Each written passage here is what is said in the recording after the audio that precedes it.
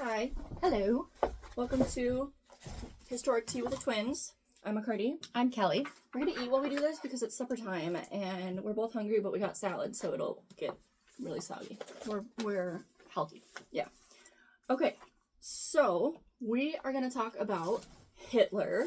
Somebody on my TikTok requested a World War II related topic, and so I thought maybe we will read this and review history.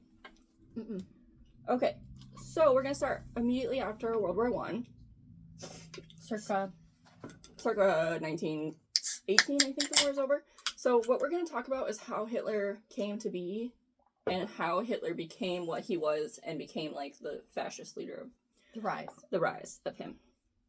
Okay, so after World War One, or World War One began because Germany rose up and the Ottoman Empire declined. So then there was like a disputed power balance between them. There were two factions: the Allied powers, which are France, UK, Russia, Italy, US, Japan, and a bunch of smaller countries that I wasn't gonna get to. Those are the good guys. Wait, Russia and Japan is the good guys? World War One. Okay. And then the Central Powers, which were Germany, Austria-Hungary, Ottoman Empire, Bulgaria.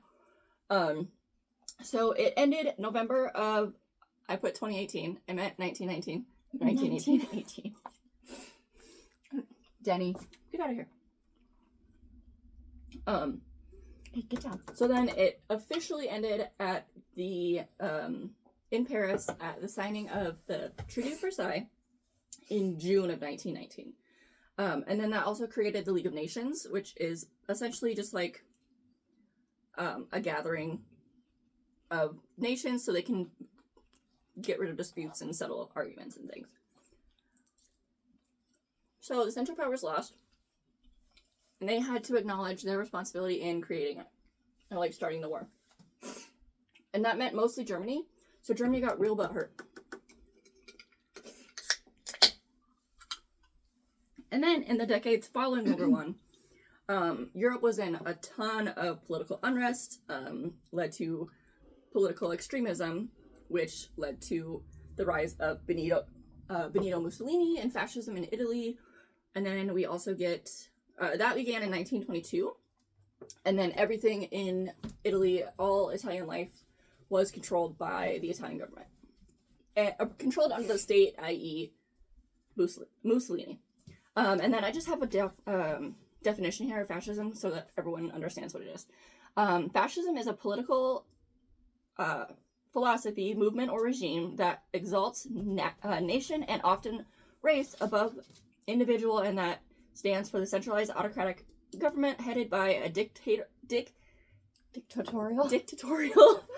leader, severe economic and social regimentation, and forcible suppression of the opposition. Things like preventing the press from posting anything opposition to whoever's in charge. Speaking out against the Gulf of America. Or a tendency toward actual exercise of strong autocratic and dictatorial control. So I got that right out of Webster's dictionary. That's what fascism is. So Hitler, after World War II or World War I ended, the German Empire dies, and the Weimar Republic, or Weimar? Germans pronounce it Weimar. Republic begins, and it's a constitutional republic, kind of like the U.S., which is a democracy that has representation. So it's a representative government. With the republic means representative, but the constitution, they basically, it's like America. Kind of like America's not really a democracy because we're not a direct democracy. Yeah, we're a constitutional republic. Because direct democracy would be like every single person. I know we vote, but like we vote for representatives to represent our vote. Yeah. If so, like Congress and in the House. A direct democracy is like, say, there were 5 people in here and we wanted to vote for what we're having for supper. Yeah, and we each get, and our vote actually counts. Yeah. In America, we have the Electoral College, and we have representatives who represent us, and not in each individual. Okay, so The Nazi Party started after World War One, and its main members, Hitler, Himmler, and Göring. Those were the ones Heinrich Himmler. Göring, I've never really heard too much about him. And then you, obviously, I've heard of him, but you don't hear him as much as Heinrich Himmler. So, they kind of rise up, and the Nazi Party kind of begins taking over things. And so it's due to the political and economic instability of Germany at the time. So, what'd you do to your finger? It just really hurts. And so I'm trying to immobilize it. I think I just strained ligaments or something. Like sprain it? Yeah. But it's been hurting for like 3 weeks, so. Sorry, that was a distraction. Anyway, my bad. So the Nazi Party ran as the Workers' Party. They were for the people, average Joe, things like that. So they were voting for trying to get the economy better, and they went on platforms of like helping small businesses and getting everything, just basically the platform everyone wants them to have. He made it sound like the greatest one, but really it was trash. So Nazism gets a bunch of like little victories. So they are winning like little things here and there. Mm-hmm. And then Hitler, because of those small victories, he becomes the Chancellor of Germany in 1933. He was voted in. Yes. No, he wasn't voted in. He was appointed by the president because he was the leader of that party. Oh. So he was voted into the Chancellor, where he almost immediately changed his tune? No, he almost immediately establishes a totalitarian government where it's under a one-party state under Nazi regime. So Hitler gained favor by promising to fix the economy, which was suffering after the aftermath of the Great Depression and World War I. So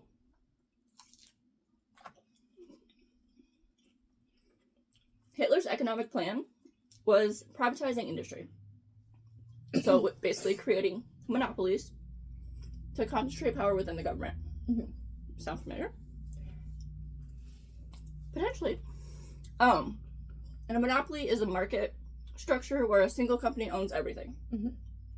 So like Blackwell is one of the monopolies that owns pretty much everything in terms of food that we eat.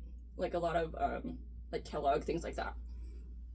There's other ones, but I can't think of them right now.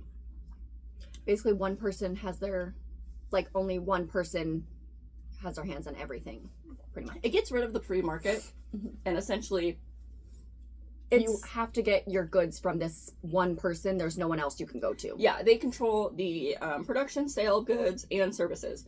Before entering World War II, American political leaders warned against monopolies because they were propelling the rise of fascism. Technically, in the United States, monopolies are illegal. Practically, they are not. We have monopolies everywhere, all over the place. Kind of like we have Apple and Samsung. Those are like two monopolies. There's little ones, but like those are the only ones that really compete. They don't have any of the littler ones. Mm-hmm. I'm trying to think of other examples, but I can't. So, he's planning on doing all of that. Hitler's economic policies didn't work. They did work, but they only really helped people who were rich. So, it helped big business. Small businesses suffered, 20% of them closed, and that's not including the Jewish businesses, because that's like a whole other thing.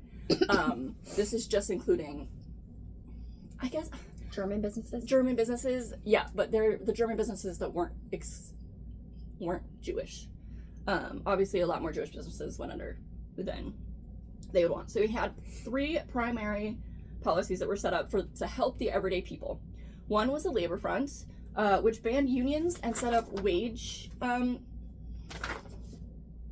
set wages, so that everyone would get a fair price.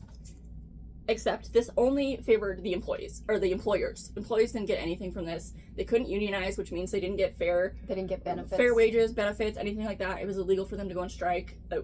Unions basically gone, which unions are usually touted as a good thing. Yeah. To protect employees and the workers. So they had no workers' rights. No. And all of the wages that are set, they're no longer wages. They're no longer competitive wages. They're essentially like every business. Like minimum wage. Everyone gets minimum wage. Yeah, except for it's probably worse than that. Because there isn't a minimum wage. That's like, I mean, there kind of is. Anyway, that policy is not good for the everyday people. His second one was strength through joy. This was a policy that meant to reward workers and make them happy and favor Hitler. So when things go bad, they're like, oh, well, it's not Hitler's, like, he did this great stuff for us. He did all of these. And one of the things that they tried to do to get everyone to like Hitler was the everyman's vehicle. So Volkswagen put out, I don't know if it was like the Volkswagen Bug or what, Volkswagen put out a car, and this was for the everyman or everyday man. So people could pay it in installments, basically like make payments, but you couldn't have the car until it was paid off. So like now you can have a car and you make payments and then you own it eventually. Mm-hmm. At this point, they, like I'm paying you to eat this salad, but I can't eat it until I've already paid all of it. So it was supposed to help everyday people. Instead of paying one lump sum, they paid it gradually over time, but they couldn't get it until they paid. So it's basically like a reverse car loan. Yeah, the opposite of a car loan. You basically pay monthly, and then eventually you get the car. Yes. That doesn't make sense. It doesn't make sense, but apparently it was great because they didn't have to buy it all at once. The problem is, the war started, and so all automotive companies' production stopped and went to armor. Oh, question. The war, as in World War I, started? World War II started. So that was... Yeah, World War II starts in, like, 1933. So because of that, everyone... And let's see, when did Not Hitler... for America. America didn't come in until, like, 41. But in Europe, the war started in 1933. And these policies were put into effect... So he becomes chancellor, and his policies take effect, and then almost immediately they go to war. Because they go, he got chancellor in 1933. They go to war, 1933. So nobody gets their cars, but they've already paid all of this money towards their car. So they've been paying monthly for however long, but they don't get a car, and they never get a car. Oh, that's trash. So you are paying, let's say, $100 a month for 10 months. You have 2 months left, and then you can have the car. Well, the war ends. You lost all of that money because you don't get the car, and they're not going to give you the money back. Yeah. So, essentially... I wonder where that money went. I wonder. You never know. Rich people having money. No one knows where it goes. Weird. Being used for things that nobody wants it to be used for. So that all went to whatever it went to, and they didn't get the cars. And then they had the... Number 3 was the beauty of labor, which was set up to improve working conditions. So having factories be safer, shorter days. Did it ban children? You know, I don't know that. However, it did mean that wages from 1933 to 1939, wages fell by 25%. So people are making 25% less than they were prior to Hitler becoming chancellor. And like not anything, from what I understand, I don't care about World War II. I mean, it's sometimes interesting, but I don't. Certain parts of it are interesting. Yeah. Policies aren't that interesting. So from what I understand, during World War II, in the countries that were hit hardest, even in America, we did this a little bit. Anything non-war essential, none of that manufacturing was done. Mm-mm. So there was nothing like no new clothes, no, beauty products, hair products, anything like that. If they were doing it, everything was shut down at that point, right? So everything was going towards the war. Yeah, and so even ahead, food, I think, like everyone was on ration, like they had ration because they had to feed the soldiers. Things like not cereal, but for things like sugar and tea and flour, meats. And again, we did that in the United States. America, it's the Rizzy the Riveter. She goes. We didn't do it we didn't have as much rations as they did there. No, because we didn't come in until later, and also we weren't hit as hard because it wasn't on our home turf. Yeah, we weren't getting bombed. However, in Germany, Pearl Harbor, obviously. Yes, R.I.P.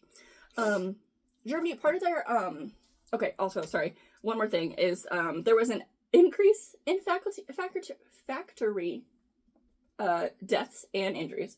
And though they were trying to make it safer. Yeah, trying to make it safer. And then the work day increased by 15%. So their All the workday things was they tried to do. all the things. None of it worked.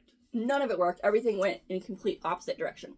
And because the workers couldn't unionize, if they couldn't make it better. They couldn't make it better, and this also led to employees getting blacklisted so they couldn't start a new job. If they left one job, they couldn't start a new job until they got permission from their old boss, which just basically meant that no one could get new jobs.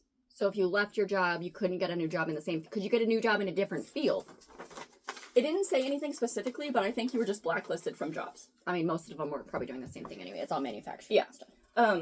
So Hitler also, one of his great plans in the nationalizing and also getting Germany to be more self-sufficient and the wanting to monopolize into the German government.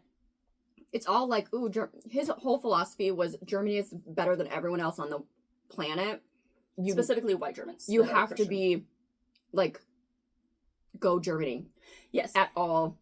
And one of the problems that you have with Germany is it doesn't have a lot of natural resources. It's not a very big country. It's not a very big country. It doesn't have a ton of natural resources. It has trade for everything. It's not very big to produce enough, food crops for themselves. They don't have hardly anything in terms of, like, lumber, steel. They have little pockets, but it's not near enough, especially in this time frame where things are getting more industrialized. Yeah. So he sets out to start annexing countries around him. Weird. So weird idea. I don't know who would do that. But so his first thing is he tries to annex Poland, which honestly, why the does everyone want Poland Poland gets so fucked to them every single time there's anything. For a large point in history, Poland just didn't exist. It was just off the map. Like, it's insane how much Poland, like, them poor Polish people. I know. I feel bad for the Polish people. Yeah, they're on it for sure. So that's his first act of war, is to invade Poland and try to annex it to be part of Germany. Because I think they are like a bread bowl, right? I think so. Yeah, like Poland, Ukraine, that area. Yeah, has, like, grain. A lot of grain, like the Bulgaria and the Baltics. So he wanted to get all of that to increase their. Does Germany have a seaport? That's a good question. I'm not sure. Oh, I was going to use my phone, but it's right there. And I left my phone upstairs. So, yeah, I don't. Maybe not. I'm not sure. If they don't, getting the Baltics and those Baltic states and Poland would be good for them to have a seaport. Because there's like the Black Sea or something. Yeah. Well, I think they use the Danube is like the major river in Germany. So maybe they use that for.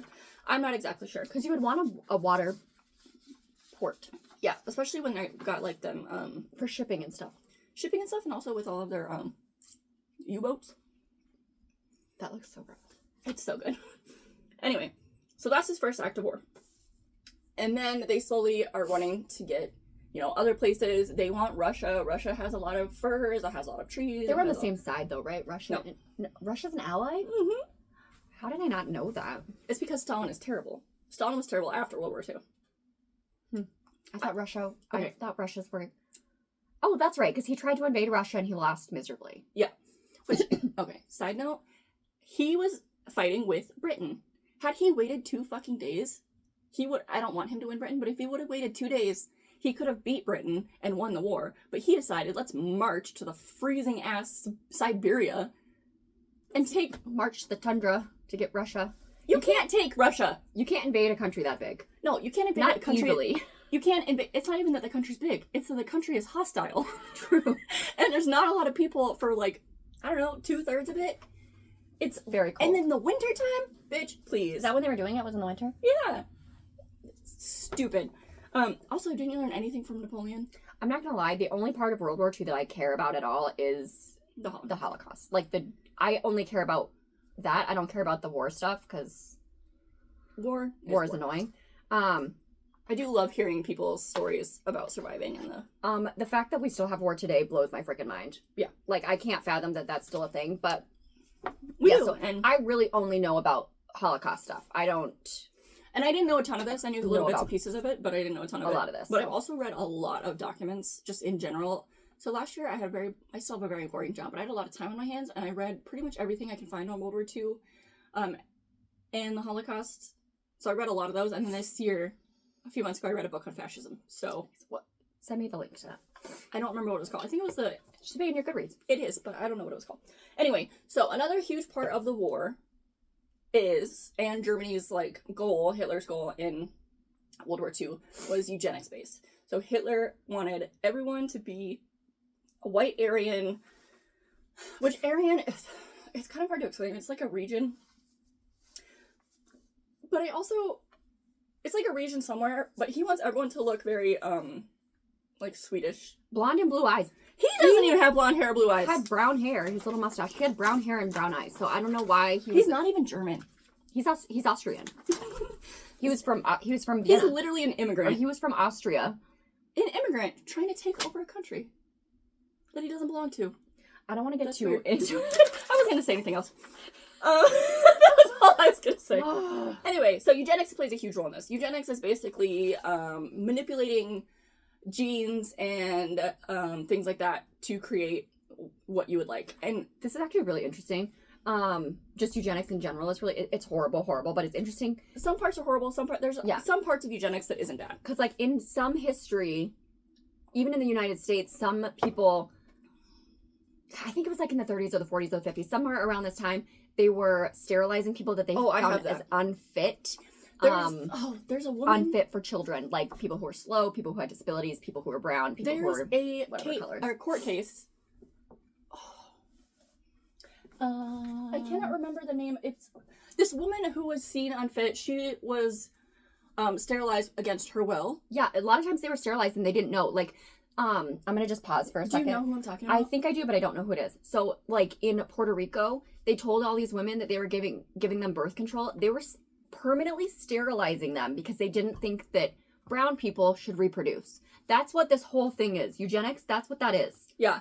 And there are good parts about eugenics, like birth control, abortions, IVF? IVS. I don't know if that came from There that. are things that are, like, eugenics as a whole, it's Could not be helpful. terrible. The thing is using that science, using that idea, and changing people in negative ways. That's where eugenics comes. Or twisting it to build a super perfect race or whatever. Yeah. It's annoying. So in general, like controlling reproductive rights, things like that. Sorry, I think that's interesting. Yeah, no, it is super interesting. There are good parts and bad parts. We're gonna focus on bad parts because that's what they focused on. So I feel bad you haven't been able to eat, but I'm enraptured in this story. okay, so Mine's delicious. anyone that seemed unfit. So this includes the Jews. This includes anyone with any kind of mental retardation, physical disability, brown, black, gypsies, Romani gypsies is what they are. All of those people that were seen unfit to bear children, they weren't bringing anything to the German race, Basically, the Aryan race. anyone that administration didn't like were booted off the island. Were booted off the island. They were either all sent to concentration camps. Death camps. Well, I don't know why I did that, sorry. no, they didn't start out to be death camps. They started out to be detainment centers. And then they just ended up having too many people in these detainment centers that weren't big enough for 30,000 people or more, and they ended up killing them. So it's weird. No correlations to anything. So they eventually became the death camps, and like the first couple were literally just detainment camps, and then they got to work at camps, and then later we got Auschwitz and Birkenau and Dachau. Dasha? I don't know. Whatever the one. Sure. Which, honestly, okay, if you are looking for something super interesting to read, there are so many books about people who survive. Are you looking for that night one? No, but Night is so good. Everyone should read it. If you didn't read it in college, high school. This one is a book. It's called Auschwitz, and this one is by Dr. Miklos. I don't know. I'll put it right there. This one is really interesting because this is a Polish doctor that worked Put it in the notes. with Dr. Mengele, and he like worked really closely, and he was forced to be in that area because he was a doctor. A lot of the times when they come to the camp, they would be like, anyone a doctor? And if you raised your hand, you would go work in the Or like if you were a dentist, you would hospital, work in taking out the gold teeth. Yeah, if you had a special skill. But this is a really good one. There's a whole bunch of other ones. What's the tattoo one? Tattooist of Auschwitz. Auschwitz, that's fiction. That's fiction, but it's based on real people, and there's 3 of them, and they're so good. And if you have any if you need recommendations, I've read so many books from Holocaust perspectives. I must have only read the first one then. I didn't know that one had 3. They have 3 of them. I don't know. I'll make a list of some and put them Auschwitz is over there. That's romance. It might be over there. I don't know where it is, but I don't know. they're great. I'll list a few in the description. Okay, so the Nazis, their plan was to, so in order to get what they wanted out of the people, they went 2 ways. One, incentivize the people they wanted to have children. So, they gave financial incentives or tax break per child, of people they deemed worthy. And then, what did it say about SS officers?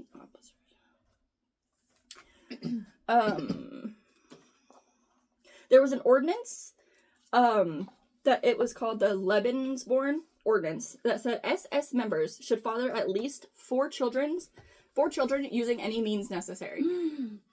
Because they didn't have to stay with them. They were just literally, it was a policy that, because anyone who was an SS officer was deemed fit enough to become an SS officer. Does that mean like rape too? It didn't go into detail, but I'm assuming so. And then also Hitler had these orphan camps. I'm not sure. They were called kindergartens. And they were where they would either take the babies of... This is kind of getting off track here, so I don't have as many sources on that, but I can find books or something. I don't know. But they would take babies from whoever they were taking them from, either unwed mothers that happened to become pregnant. Shame. I don't know how they would become pregnant. It's not like you need 2 to tango. Shame. Or also, it's not like you're forcing people to have babies by any means necessary. So they would take babies away from them. They'd take babies from, like, I don't know, and a bunch of people, little white babies. They would put them in an orphanage, which they called kindergarten. Kinder just means child in German. Yeah. And so they were raised by nurses for the orphanage, or, like, sometimes they would give babies to, like, SS officers to raise, whatever. Couldn't have children. Yeah. They were basically indoctrinated into being, like, what Germany wanted for them. So it's kind of like similar to the youth camps, only these are infants. So everything that infants learn, they're learning all based through a German lens, or like a Nazi German lens, where so they're just educated that way. It's like people when they're born into cults, they don't know any different, so they grow up thinking all of those things, and then they're like, oh wait, that's dumb. So a lot of those, and I'm pretty sure a lot of those children were killed before, because a lot of people were killed.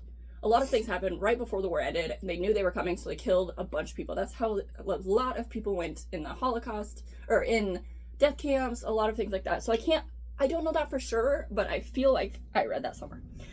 So anyway, so they're also playing, 400,000 people were forcibly sterilized.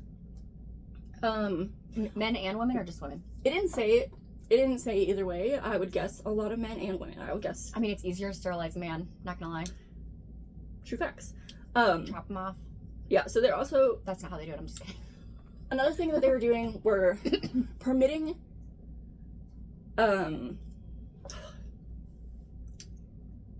basically, there were harsh punishment for abortions for Aryan women if they were deemed to have good genes.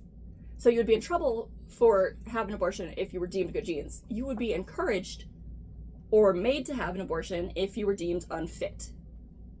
So Sweet. There's all of that. Love that. And then obviously, Dr. Mengele, he's in primarily Auschwitz and Birkenau, doing experiments on everyone. Twins? Identical twins. Mengele, for sure. They did all kinds of experiments. They were changing the color of people's eyes. They were cutting limbs off and attaching them to other people. Like, honestly, terrific. Terrific. Don't Google it. It's horrible. Terrific? Does that mean good? Horrific. Horrific. I'm not very smart. Horrific. It was terrible. It was awful. I don't understand linguistically why That's terrific. why this book is so good. It goes... I don't want to say it's good because... But it's so enlightening on what happened, and it makes you an understanding, or gives you an understanding of how people who were forced to do these things in the war, like this Polish doctor, who the only way like he how could they survive... justified it. No, not how he justified it. The only way he survived is because he was made to do things, and a lot of the time they were made to do things by saying, like, Get down. well, I know your wife is in the camp next door, and if you don't do this, we will kill her and your entire family. Little did they know, a lot of the times those family members are already dead, but they don't know that. So they're using all of these tactics. The thing that I like back to terrific linguistically, how, if terrific is and terrible are the same word basically, why is terrific mean good and terrible means bad? I don't like it. It doesn't make sense to me. Anyway, No. I'm so sorry. It was horrific, not terrific. Yeah. All right. Well, another thing that happened. This is right before the war, so this is one of the things like leading up to the beginning of the war, and obviously during the war. So it's going to be a long one because we have so many tangents on this. So many things to There's say. so much to talk about. We'll have to do like other World War II things. Maybe we'll do a full one on genetics or eugenics. Eugenics, maybe. So right up, one of the things that happens, and this is in all fascist, totalitarian dictatorships, all of those, is propaganda. So this happened in Russia. It happened in Italy. It happens all over the place where there's any kind of dictatorship. Is the propaganda that proves their side is right.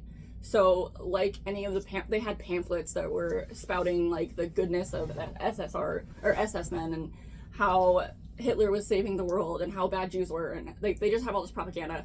Another thing they would do is burning books and banning books. So they had What about that's like? I don't know.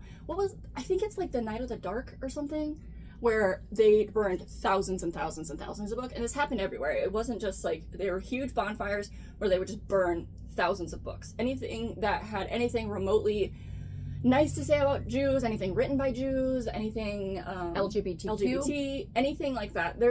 What is that book? The Book Thief? So that one... Did you read that? No, but I saw the movie. Did you? Mm-hmm. That's over there. Yeah, that book has a lot of things. Right there? Yeah, I can see it. That one is a pretty decent portrayal of things like that. I should give that book to Billy.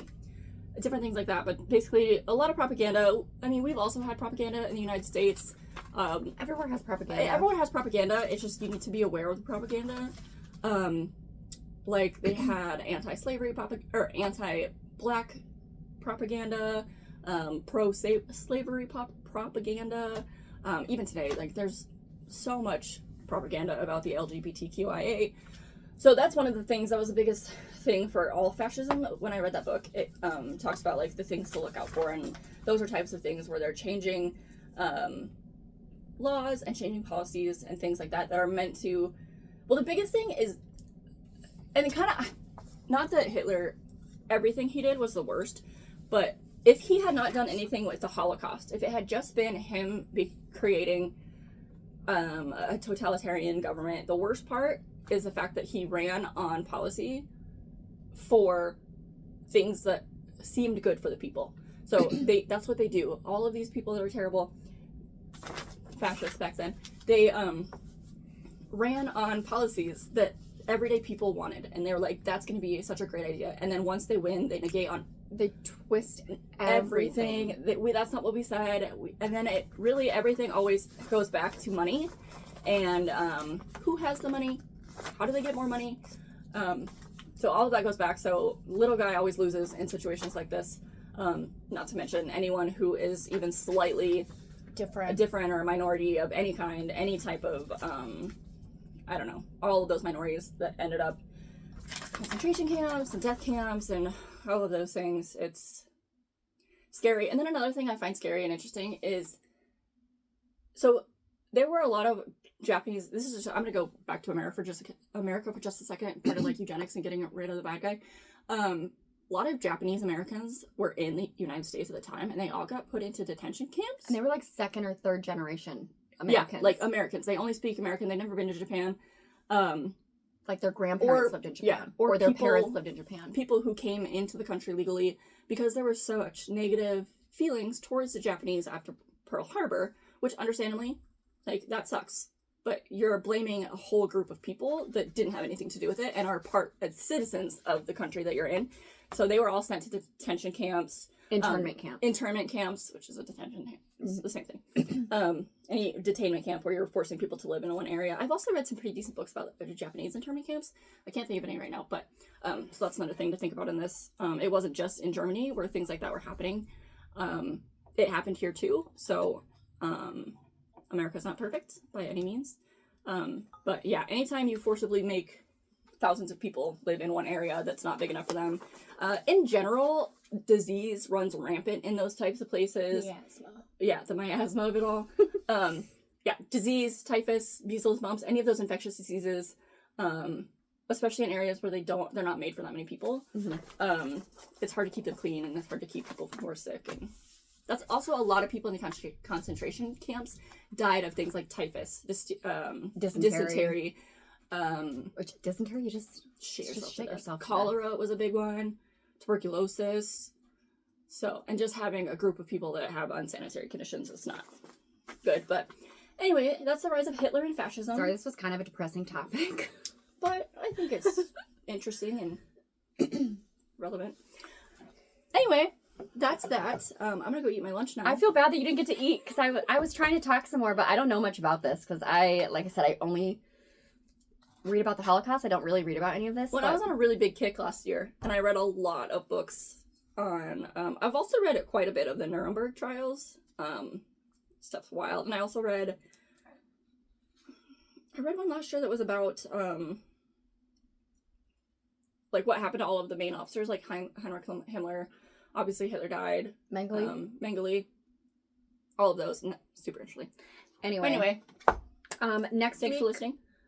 So it's not going to come out at noon anymore because she works on Monday night, so we don't film until Tuesdays, and then it'll go up after.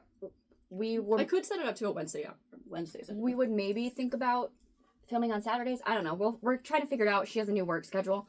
I think next week is gonna be my turn, and I kind of want to do Cleopatra, but like when she met Antony and Caesar, because I think that's gonna be fun and messy.